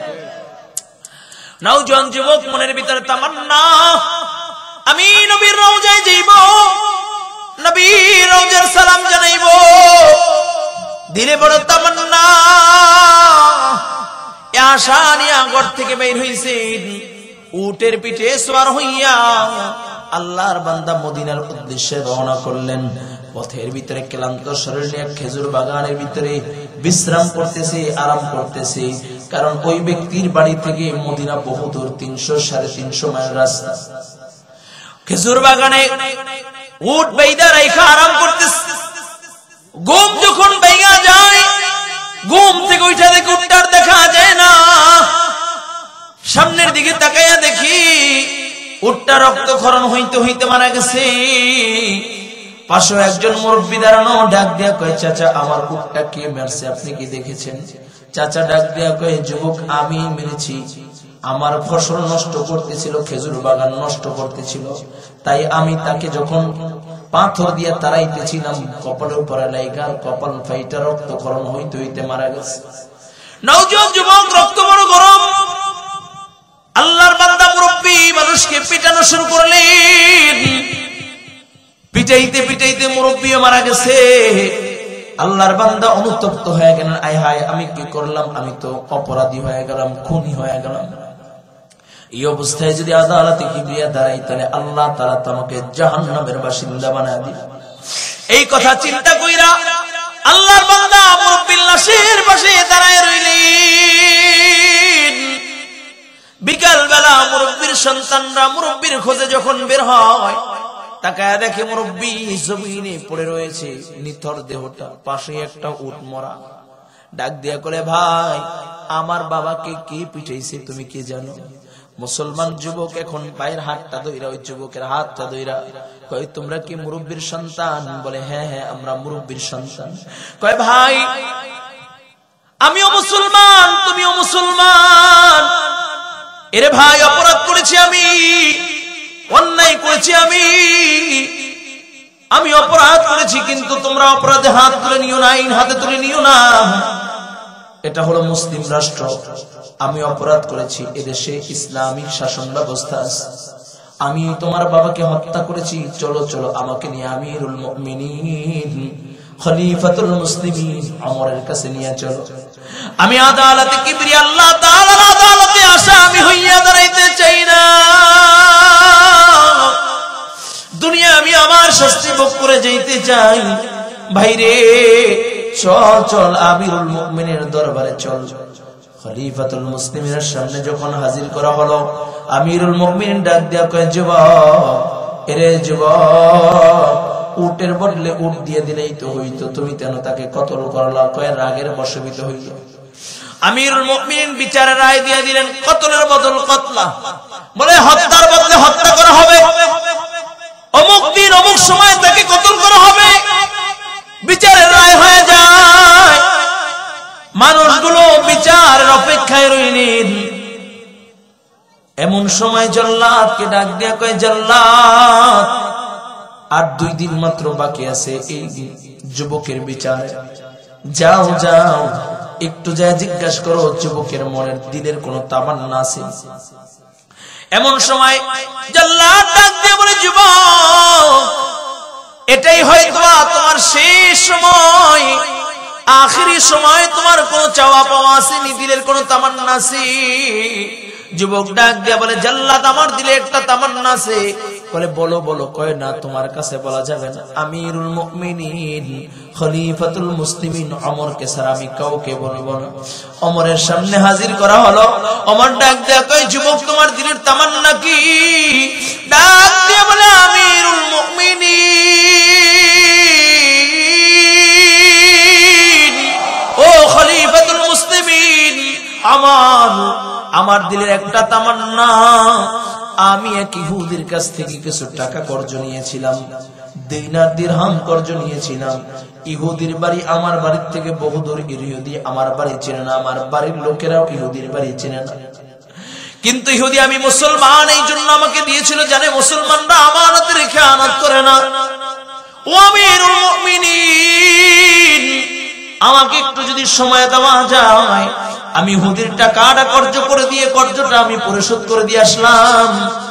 আমিরুল মুমিনিন ডাক দিয়া কয়, যুবক সেটা তো সম্ভব না, তোমার সাথে সৈন্য দিব তাও সম্ভব না। মুসলমান জায়গায় জায়গায় যুদ্ধের জন্য ইসলামের পতাকা উত্তোলন করার জন্য ব্যস্ত, আবার দুই একজন দিয়া তোমার সাথে পড়াবো তাও সম্ভব না। তুমি যদি তাদেরকে পথের ভিতরে হত্যা করে বেগে যাও। তবে একটা বিষয়, একটা সূরাত আছে। বলে কি সূরাত? কয় তোমার জায়গায় তোমার বাবা বা ভাই বা আত্মীয় স্বজন কাউকে জিম্মাদার বানায়া যাও। যদি কাউকে জিম্মাদার বানায়া যাও, তাহলে তোমাকে আমরা কয়েকদিনের জন্য সময় দিতে পারি। যুবক ডাক দিয়া বলে, আমিরুল মুমিনিন, এই মদিনায় আমি অপরিচিত, আমার পরিচিত জন কেউ নাই। আমার বাবা নাই, আমার মা নাই, আমার ভাই আত্মীয় স্বজন বলতে মদিনায় কেউ নাই। আজকে যদি আমার ভাই থাকতো আমার জিম্মাদার হইয়া যেত, আমার বাবা যদি থাকতো আমার জিম্মাদার হইয়া যেত। আমিরুল মুমিনিন, যেহেতু মদিনা আমার আপনজন বলতে কেউ নাই, আপনি বিচারের রায় শোনা দেন, বিচারের কার্যক্রম আপনি সম্পূর্ণ করে ফেলেন। যেই মাত্র আমিরুল মুমিনিন বিচারের কার্যক্রম সম্পূর্ণ করার জন্য যখন অনুমতি দিবে, এমন সময় উপস্থিত সাথীদের ভিতর থেকে একজন দুইটা হাত উঁচু করে বলে, আমিরুল মুমিনিন, আমার ভাইয়ের জিম্মাদার আমি হয়ে গেলাম।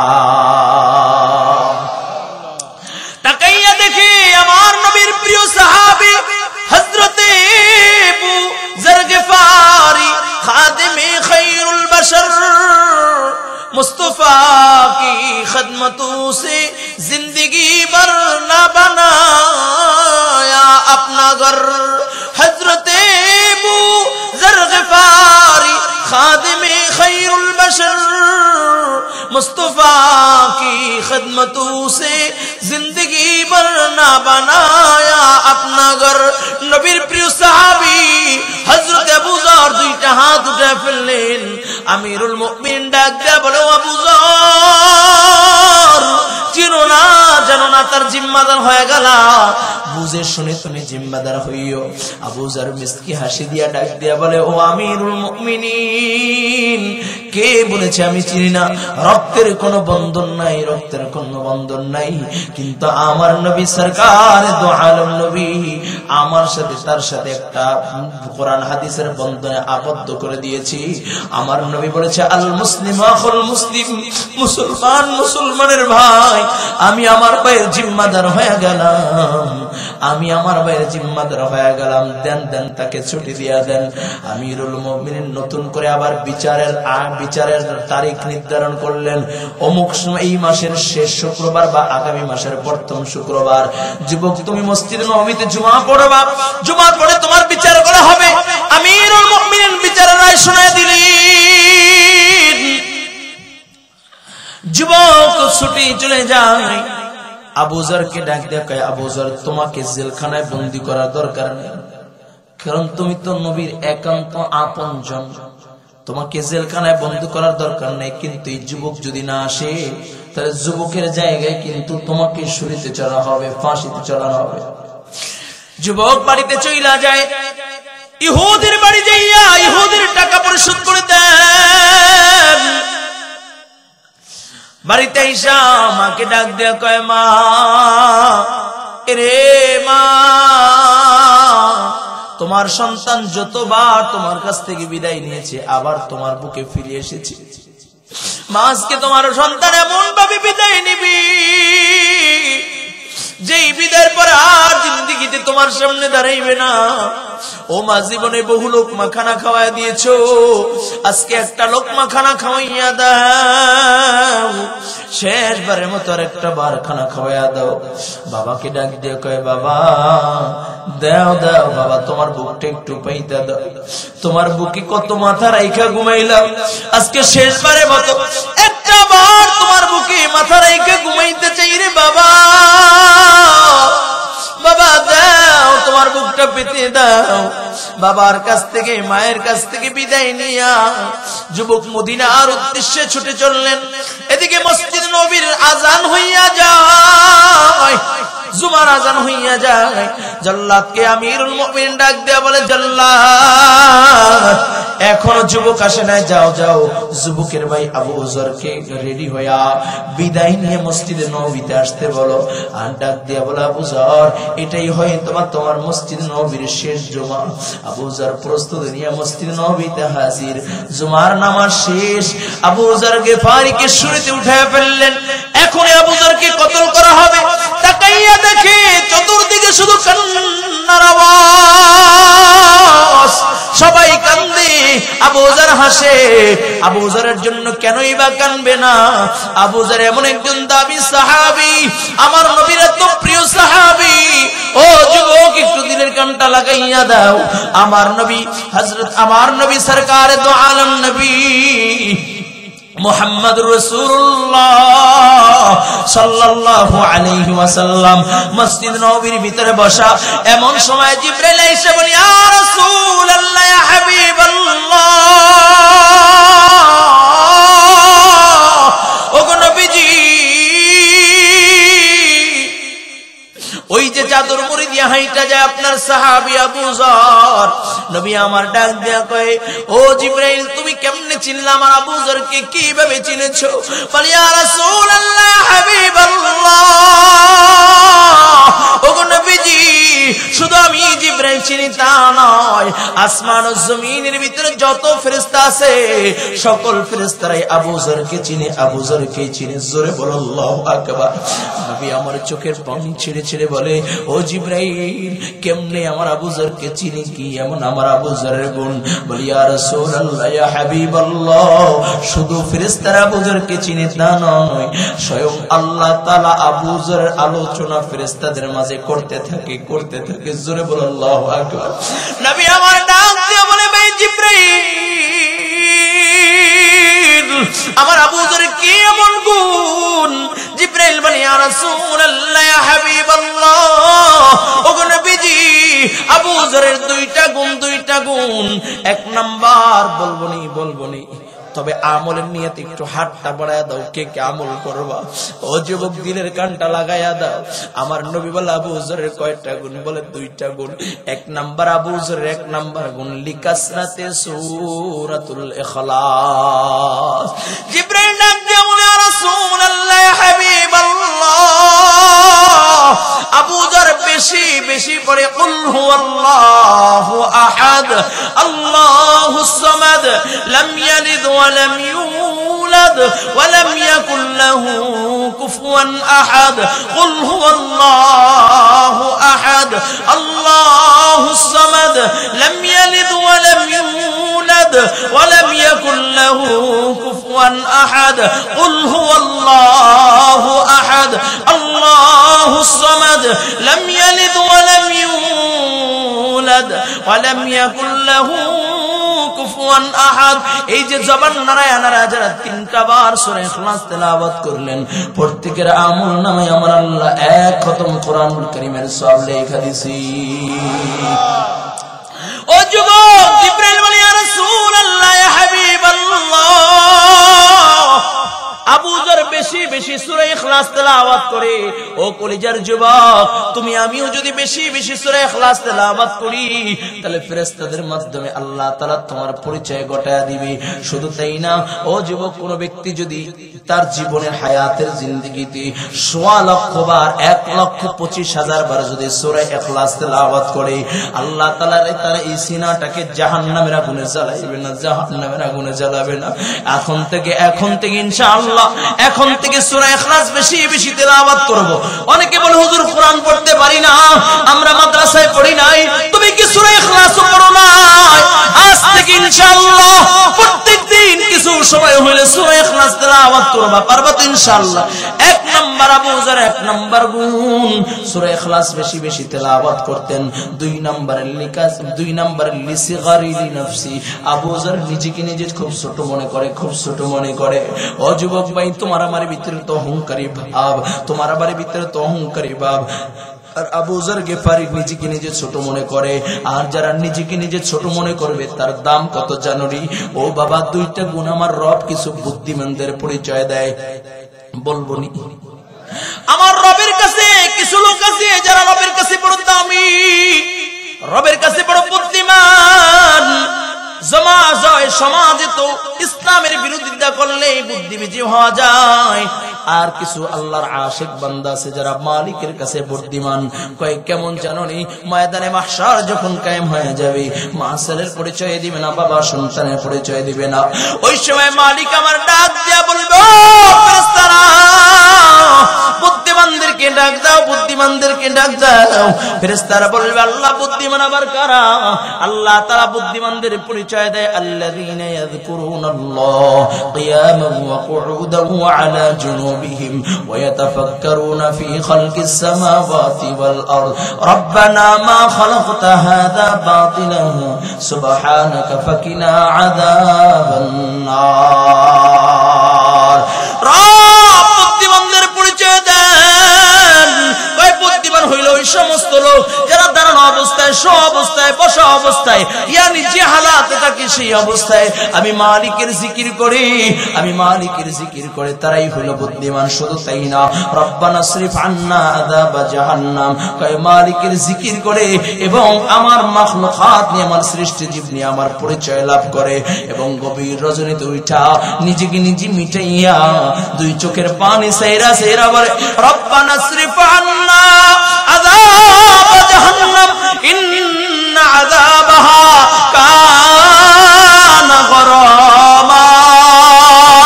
তার চোখের পানি ছেড়ে ছেড়ে জাহান্নামের ভয়ে কান্না করি। ও কলিজার টুকরা যুবক, এরে কুড়িগ্রামের মুসলমান, আজকে এই ময়দানে যারা হাজির হয়েছে রে বাবা, এই ময়দানে আমরা যারা হাজির হয়েছি, আমার মতো গুনাহগার পাপী আর কেউ নাই, আমার মতো জাহান্নামী আর কেউ নাই। আমার হাতের গুনাহ আছে, আমার পায়ের গুনাহ আছে, আমার জবানের গুনাহ আছে। ও বাবা, গুনাহ করতে করতে করতে করতে অন্তরটাকে কালো কয়লার মতো বানায় ফেললাম। আজকে এই ময়দানে যারা আসছে রে বাবা, একটু জাহান্নামের ভয়ে কান্না করো। তুমি আমি যে অবস্থায় আছি, এই অবস্থায় যদি মালাকুল মউত চলে আসে রে বাবা, ওই জাহান্নাম ছাড়া কিন্তু উপায় নাই। ও যুবক, ইমানদার মুমিন যখন অন্ধকার কবরে চলিয়া যাবে, ঈমান আমল মজবুত করিয়া যখন অন্ধকার কবরে চলিয়া যাবে, কবরে রাখার সাথে সাথে দুইজন ফেরেশতা হাজির হয়ে যাবে। বলবে মান রাব্বুকা, বলবে রাব্বি আল্লাহ। ওয়া মান দীনুকা, বলবে দীনি আল ইসলাম। আমার নবীর দিকে ইশারা কইরা বলবে, কি চিনো? যুবক বলবে, কেনই বা চিনবো না? যার মহাব্বতে মুখের ভিতরে দাঁড়িয়ে রেখা দিলাম, যার মহাব্বতে সুন্নতের উপর আমল করলাম, এ হলো মায়ার নবী, রাহমাতাল লিল আলামিন নবী মুহাম্মাদুর রাসূলুল্লাহ। যেই মাত্র প্রশ্নের জবাব দিতে পারবে, আল্লাহ তাআলা ডাক দিয়া বলবে, ও কবর আমার বান্দার জন্য প্রশস্ত হইয়া যাও, আমার বান্দার জন্য জান্নাতি বিছানা বিছাইয়া দাও, জান্নাতের সাথে রাস্তা করিয়া দাও। আর যুবক, তুমি আমি যদি অন্ধকার কবরে যাই, ও বাবা, আমি যদি অন্ধকার কবরে হাজির হইয়া যাই, আমার হাতের গুণ আছে, আমার পায়ের গুণ আছে, আমার জবানের গুণ আছে।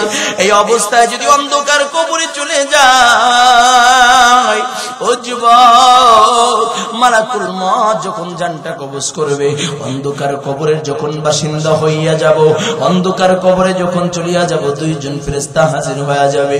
যদি নাফরমান হইয়া আল্লাহ তাআলার নাফরমানি করিয়া যদি অন্ধকার কবরে যাও, যখন প্রশ্ন করবে মান রব্বুকা, বলবে লা আদরি লা আদরি, ওয়া মান দীনুকা লা আদরি। আমার নবীর দিকে যখন ইশারা করে বলবে চিনুনি, বলবে না না চিনি না। আল্লাহ তাআলা ডাক দিয়ে বলবো ফেরেশতারা নাফরমানকে ধর। যেই মাত্র আল্লাহ তাআলা ডাক দিবি, জাহান্নামের আযাব শুরু হয়ে যাবে। কবরে এমন জোরে চাপ লাগা দিবি, হাড্ডিগুলো মার মার মার মার করিয়া চূর্ণ বিচূর্ণ হয়ে যাবে। কবরের ভিতরে 99টা সাপ চলে আসবে, কারো বা কবরের দাউ দাউ করিয়া আগুন জ্বলিয়া উঠবে। ও কলিজার যুবক, এখনো সময় আছে বাবা, এখনো মনটাকে বোঝাও রে মন।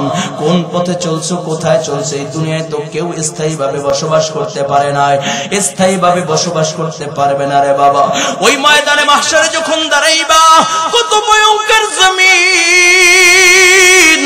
ও যুবক, আম্মা জান আয়েশা সিদ্দিকা রাদিয়াল্লাহু তাআলা আনহা বলেন, ইয়া রাসূলুল্লাহ, ইয়া হাবিবাল্লাহ, ওগো নবীজি, ময়দানে মাহশার সম্পর্কে একটু ধারণা দেন। নবী আমার ডাক দিয়া বলে, আয়েশা, ময়দানে সব মানুষগুলো উলঙ্গ অবস্থায় উঠবে। আম্মা জান ডাক দিয়া বলে, ইয়া রাসূলুল্লাহ, ইয়া হাবিবাল্লাহ, আমি আয়েশা উলঙ্গ অবস্থায় উঠব।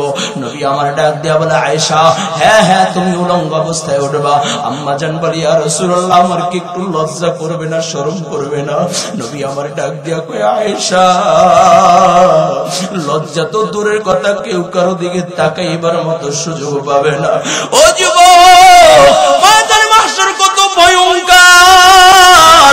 রব বলেন, ইয়াউমা ইয়াফিরুল মারউ মিন আখিহি ওয়া উম্মিহি ওয়া আবিহি ওয়া সাহিবাতিহি ওয়া বানিহি। ও যুবক, ময়দানে মাহশার কত ভয়ঙ্কর, কত ভয়ঙ্কর। এই আয়াতগুলো যখন পড়েছি, এই আয়াতের ব্যাখ্যা যখন পড়তাম রে বাবা, দুই চোখ দিয়ে অশ্রু ঝরতে বলে। এই আয়াতের ব্যাখ্যা ভালোভাবে বোঝা গেছে 2019-20 যখন করোনা শুরু হয়ে গেল, তামাম বিশ্বের ভিতরে যখন করোনা, যখন আতঙ্ক এক ছড়িয়ে পড়লো, মানুষ ঘর থেকে বাইর হইতে পারে না, তখন তাকাইয়া দেখলাম মা সন্তানকে চিনে না, বাবা সন্তানকে চিনে না, ভাই ভাইকে চিনে না।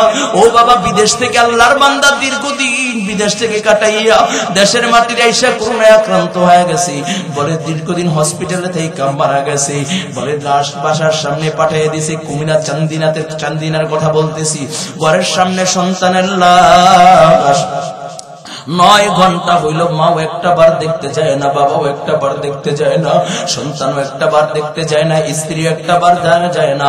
বলে ফোন কইরা আমাদের মতো মোল্লাদেরকে বলে লাশ দাফন দিয়া দাও, দেখার সময় নাই, ভয় হয় যদি করোনায় আক্রান্ত হয়ে যায়।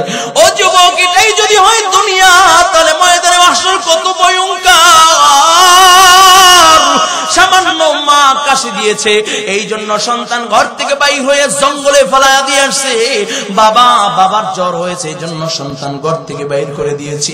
এটাই যদি হয় দুনিয়া, তাহলে ময়দানে মাহশার কত ভয়ঙ্কর। ও যুবক, যখন ময়দানে মাহশার কায়েম হয়ে যাবে রে বাবা, ইমানদার মুমিন যখন ময়দানে মাহশারে দাঁড়াইবে, আল্লাহ তাআলা ইমানদারের হাতে ডান হাতে আমলনামা দিবে। ডান হাতে আমলনামা পাইয়া ডাক দেয়া বলবে, ও ইমানদার ভাই, ও ময়দানে মাহশারের বান্দারা, একটু তাকাইয়া দেখো, আল্লাহ তাআলা আমার ডান হাতে আমলনামা দিয়েছি, আমি বড় খুশনসিব, আমি বড় ভাগ্যবান। আর যদি বাবা বাম হাতে আমলনামা যদি নাফরমানকে দিয়া দেয়, কেমনি আল্লাহ তাআলা বাম হাতে আমলনামা দিবে? আল্লাহ তাআলা ডাক দিয়া বলবো, ফেরেশতারা নাফরমানকে ধর, বাম হাতটা দরিয়া বুকের ভিতর দিয়ে ঢুকাইয়া এমন জোরে চাপ লাগাইয়া দিবি, নারী বুড়ি সহকারে পিছন দিয়ে হাতটা বাইর করে, এরপরে আল্লাহ তাআলা নাফরমানের বাম হাতে আমলনামা দিবে। আল্লাহ তাআলা বলবে, নাফরমান আমার কিতাব দেওয়া কিতাব পড়, আমি যে আমলনামা দিয়েছি আমলনামা পড়ো। বান্দা বলবে, আল্লাহ আমি কেমনে পড়বো, আমার তো পিছনে বাম হাত নিয়ে আমলনামা দেওয়া হয়েছে। আল্লাহ তাআলা ডাক দিয়া বলবে, ফেরেশতারা বান্দার ঘাটটা মোড়াইয়া দাও।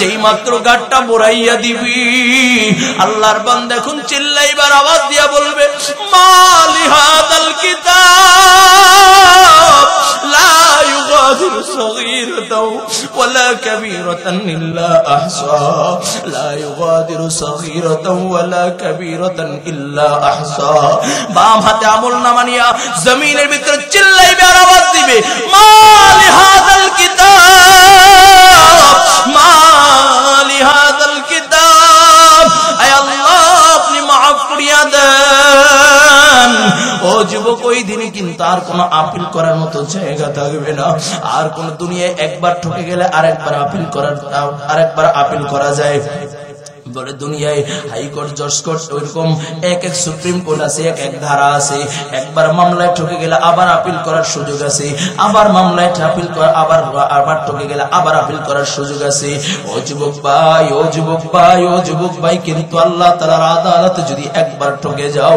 তাহলে আর আপিল করার সুযোগ নাই জিনাকারের জন্য রায় একটা কিন্তু শাস্তি এক বলে জিনাকারের মা বাবাকে কষ্ট দিল শাস্তি এক নামাজ ছাড়লো শাস্তি এক বলে সব কে জাহান্নামের ভিতরে জ্বালানো হবে ও কলেজের যুবক এই ময়দানে যেহেতু আল্লাহ নিয়ে আসছেন রে বাবা আজ থেকে তওবা করো আর কোনোদিন গুনাহ করবা না নামাজ ছাড়বা না বেপরদায় চলবা না যুবক তুমি যদি বলো হুজুর আমি এখন পর্যন্ত যুবক এখনো কত লম্বা সময় পাবো এখনো নামাজ পড়ার মতো সুযোগ হয় নাই তাকাইয়া দেখো কত আল্লাহর বান্দা নামাজ পড়ে বেপরদায় চলে না কত আল্লাহর বান্দা ভার্সিটিতে পড়ে নামাজ পড়ে তুমি কেন পারবা না কত এমপি মন্ত্রী আছে নামাজ করে তুমি কেন পারবা না কত এসপিডিসি আছে তুমি কেন নামাজ পড়ে তুমি কেন পারবা না ও কলেজের টুকরা যুবক কপালকে পুইরা গেছি আজকে তোমার আমার ভিতরে নবীর মোহাব্বত নাই দ্বীনের মোহাব্বত নাই আজকে ইহুদি নাসারাদের কালচার দিয়া পুরো অন্তরটাকে ভরে রাখেছি না না যুবক না ওই অন্ধকার কবরে কেউ কিন্তু সাথী হবে না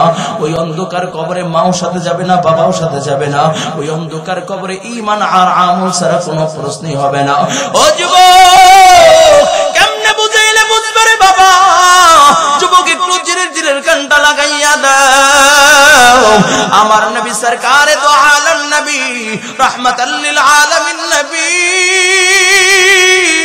মুহাম্মদুর রাসূলুল্লাহ সাল্লাল্লাহু আলাইহি ওয়াসাল্লাম আমার নবীর কলিজার টুকরা নয়নের মনি ফাতেমা যেই দিন দুনিয়া থেকে বিদায় নেবে ওই দিন রাত্রিবেলা আমার নবী ফাতেমাকে স্বপ্নের দিকে ডাক দিয়ে বলে বা আজকে রোজা রাখবা আমার সাথে বিকাল বেলা তুমি ইফতারি করবা নবীর মেয়ে ফাতেমা রোজা রাখা হযরত আলীকে ডাক দিয়ে বলে প্রাণের স্বামী আমার আমি হয়তো আর অল্প সময় দুনিয়া আছি আমি আপনার খেদমত করতে পারি নাই দুনিয়ার বেশিক্ষণ থাকবো না আপনি আল্লাহর রাস্তায় আমাকে মাফ করিয়া দেন আমাকে ক্ষমা করিয়া দেন ইমাম হাসান ইমাম হুসাইনকে আদর করিয়া হযরতে ফাতেমা আস্তে আস্তে যখন দুনিয়া থেকে বিদায় নেয় আলীকে ডাক দিয়া বলে প্রাণের স্বামী আমার আপনি আমার কিছু অনুরোধ রাখবেন এক নম্বরে আমার মৃত্যুর সংবাদ এলান করবেন না কারণ দুনিয়া আমাকে কেউ দেখতে পারে না আমি নবীর মেয়ে কতটুকু লম্বা কতটুকু মোটা কতটুকু কেমন ফর্সা না কালো কেউ জানে না আমার ইন্তেকালের পরে কেউ যেন আমার লাশ এখানে নির্ণয় করতে না পারে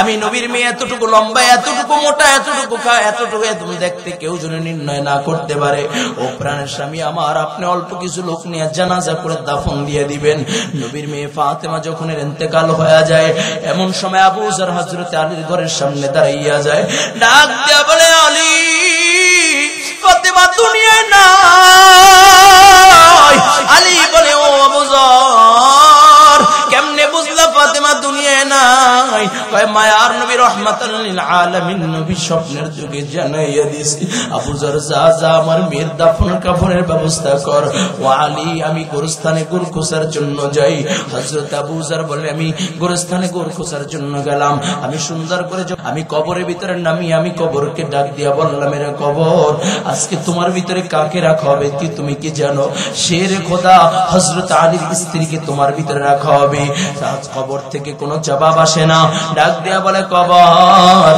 আজকে তোমার ভিতরে কাকে রাখা হবে তুমি কি জানো সাইয়্যিদ বলে জান্নাতের সরদার ইমাম হাসান ইমাম হুসাইনের আম্মাকে তোমার ভিতরে রাখা হবে সাবধান কবর ফাতেমার সাথে খারাপ আচরণ করিও না ডাক দিয়া বলে কবর আজকে তোমার ভিতরে কাকে রাখা হবে তুমি কি জানো ডাক দিয়া বলে কবর আজকে জান্নাতের সরদারনি সাইয়্যিদা শাবাবি আহলিল জান্নাহ জান্নাতের সরদারনি ফাতেমাকে তোমার ভিতরে রাখা হবে সাবধান সাবধান, কবর ফাতেমার সাথে খারাপ আচরণ করিও না। আবার ডাক দিয়া বলে, কবর আজকে তোমার ভিতরে কাকে রাখা হবে কি তুমি কি জানো? আল্লাহর নবী সরকারে দো আলম নবী রাহমাতাল লিল আলামিন নবী তো জাহানের বাদশা নবী মুহাম্মদুর রাসূলুল্লাহ সাল্লাল্লাহু আলাইহি ওয়াসাল্লাম তার কলিজার টুকরা নয়নের মণি হযরত ফাতেমাকে তোমার ভিতরে রাখা হবে।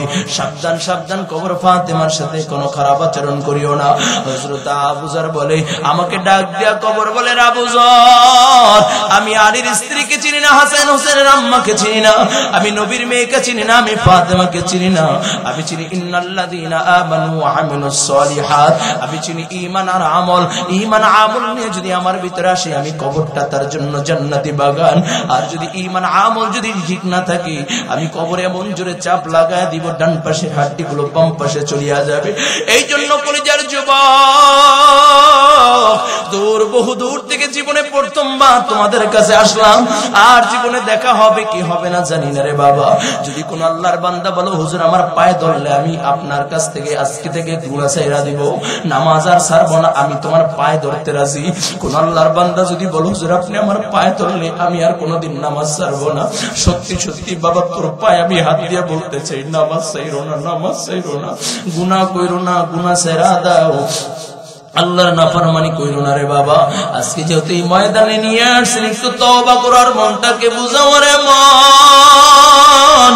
কিসের পিছে পড়ছো, কিসের মায়া পড়ছো? এই দুনিয়া আপনজন বলতে কেউ নাই। ও কলিজার টুকরা যুবক, অনেক লম্বা চূড়া আলোচনা হয়েছে, এখন এই তওবা করব। আমি গুনাহগার, স্টেজে উলামায়ে কিরাম উপস্থিত আছেন, মুরব্বী বাবাজিরা উপস্থিত আছেন, আমি সকলকে সাক্ষী রেখা আমি আজকে তওবা করতেছি, আর কোনোদিন গুনাহ করব না, বেপরদায় চলবো না, পরনিন্দা করব না, মা বাবাকে কষ্ট দিব না, নামাজ ছাড়বো না। আমার সাথে যদি তওবা করতে মনে চায়, আল্লাহ তাআলার রেজামন্দি অর্জন করে দুনিয়া থেকে বিদায় নিতে মনে চায়, বিগত দিনের যত অপরাধ করেছি, অন্যায় করেছি, তওবা করতে যদি মনে চায়, দুইটা হাত আমার মালিককে দেখাইয়া দাও। একটু ডাক দিয়া বলো আল্লাহ, আর জোরে ডাক দিয়া বলো আল্লাহ। ও যুবক ভাই, ডাইনে বামে তাকায়া দেখো, কত আল্লাহর বান্দার চোখে পানি। একটু ডাক দিয়া বলো আল্লাহ, আর জোরে আওয়াজ করে ডাক দিয়া আল্লাহ। আর কোনদিন গুনাহ করব না, করব না, করব না, করব না, মা বাবাকে কষ্ট দেব না, বেপরদায় চলবো না, পরনিন্দা করব না। আল্লাহ তাকাইয়া দেখো, কত আল্লাহর বান্দার চোখে পানি। আল্লাহ যার চোখের পানি পছন্দ হয়, তার উসিলায় তুমি আমাদের জিন্দেগীর সব গুনাহগুলো মাফ করিয়া দাও। আল্লাহ তার উসিলায় সব জিন্দেগীর গুনাহগুলো মাফ করিয়া দাও। আল্লাহ তুমি কবুল করে নাও। একটু হাতটা নাড়াইয়া বলো আল্লাহ, জোরে আওয়াজ করে ডাক দিয়া বলো আল্লাহ, আর জোরে আওয়াজ করে ডাক দিয়া বলো আল্লাহ। আর কোনদিন নামাজ ছাড়বো না, ছাড়বো না, ছাড়বো না, বলো বলো আল্লাহ। আর কোনদিন নামাজ ছাড়বো না, বেপরদায় চলবো না, পরনিন্দা করবো না, মা বাবাকে কষ্ট দিব না, দেশ ও জাতির ক্ষতি করবো না, উলামায়ে কেরামদেরকে কষ্ট দিব না। আল্লাহ তুমি কবুল করে নাও, বলুন আমিন, আমিন, আমিন ইয়া রাব্বাল আলামিন।